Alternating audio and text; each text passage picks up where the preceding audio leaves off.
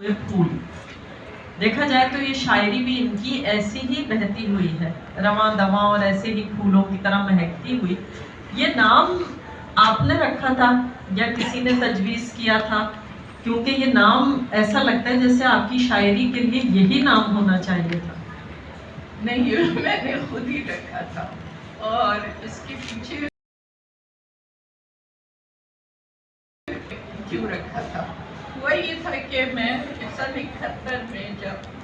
سکوت ڈھاکہ ہوا تو میں ڈھاکہ میں تھی، اور وہاں سے نکل کر یہاں پہنچتے پہنچتے سن 73 ہو گیا۔ اپریل سن 73 میں کراچی پہنچی، اور یہاں پہ کراچی میں مجھے لکھنے والوں کا ایک حلقہ ملا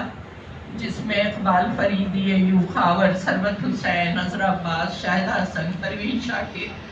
آپ you name any body of that era 70s کی، وہ سب اس حلقے میں شامل تھے، اور ہمارے سرپرست تھے ہمارے قمر جمیل صاحب، ضمیر علی بدایونی صاحب، جو بہت خوبصورتی سے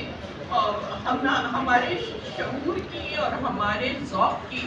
اور ہماری ادبی صلاحیتوں کی تربیت کر رہے تھے۔ پھر منیر نیازی آئے، وہ بھی ہمارے اس گروپ میں، اور پھر جو بھی آتا وہ اس گروپ میں شامل ہوتا چلا جاتا اور ایک کارواں بنتا چلا گیا۔